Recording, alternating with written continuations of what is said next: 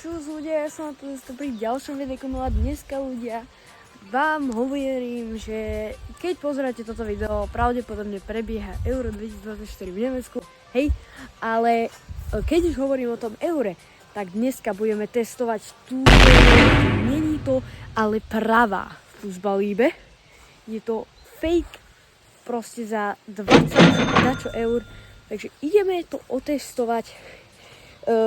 Už veľa youtuberov testovalo práve tú reálnu Fußballliebe za 150, neviem koľko eur a na to fakt nemá. Takže dneska ideme otestovať teda túto a najprv si ukážeme vlastne tie hlavné detaily, že čo líšia od reálnej Fußballliebe túto loptu.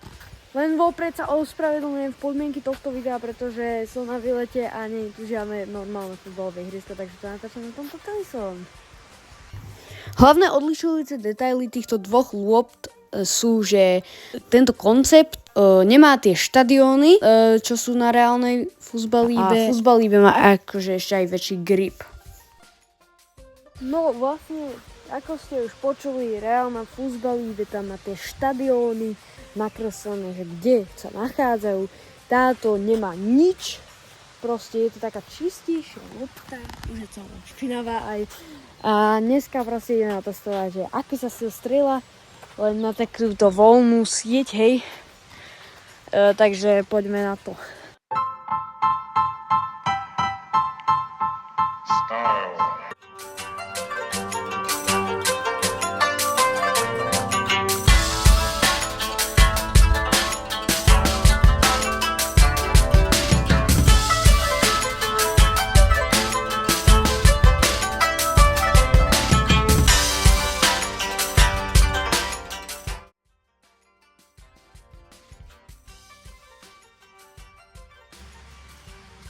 Ako hovorím, strieľa to v pohode, ako normálna lopta.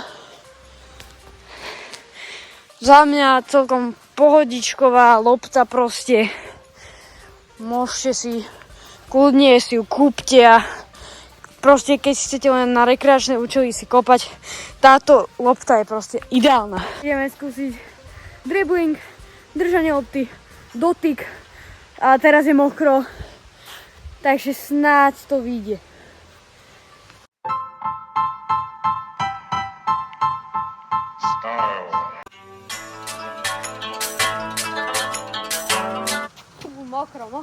Mokro, ale to loptu odpojíme.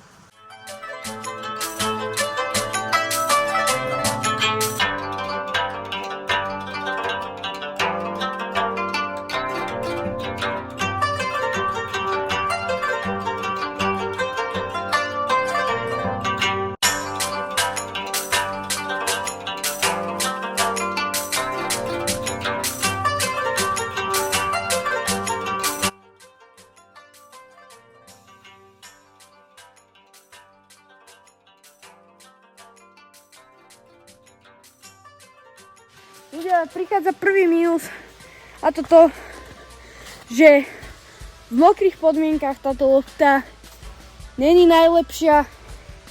Samozrejme normálne je úplne v pohode, samozrejme, ale aj je to aj o tom, že tá lopta musí vydržať v hociakých podmienkach, musí ostať na tej nohe a v tomto prípade to nespĺňa úplne, takže bohužiaľ tomuto musím strhnúť tie body.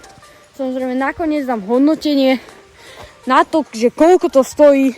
Okolo 29 sa to pohybuje teraz, myslím. Tak podľa mňa zatiaľ celkom relatívne v pohode lopta. A ideme na ďalší challenge a to je first touch alebo prvý dotyk.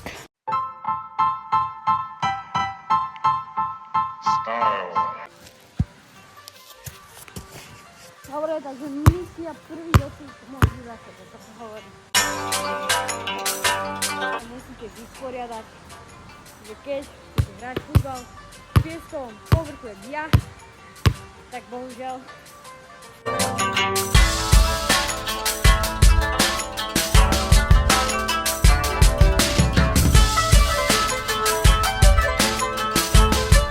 hodnotenie, k prvému dotyku nemám veľmi čo povedať.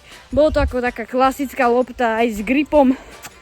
Takže k prvému dotyku je to úplne tá istá lopta, ktorú cítite aj keď hráte profesionálny zápas.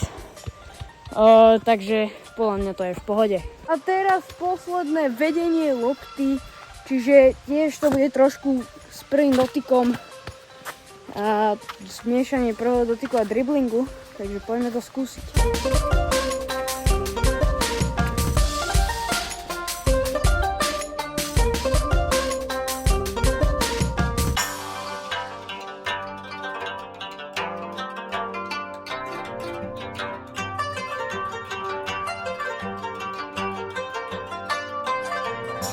Dobre, k vedeniu lopty tomu dávam tak celkom v pohode. Je to taká klasická lopta, neodskakuje vám príliš od nohy, keď si to trošku predkopnete. Podľa mňa s mokrými podmienkami to pracuje celkom v pohode okrem toho driblingu, takže za mňa schvaľujem. A finálne hodnotenie tejto lopty na to, že to je v podstate negripová lopta, dávam tomu tak 8 z 10. Takže určite, keď nechcete nejakú veľmi profesionálnu loptu, tak kupujte. Ľudia, ak sa vám toto video páčilo, nezabudnite like, odber, zvonček a ja sa súžim mať krásne u ďalšieho videa. Čus! Čau!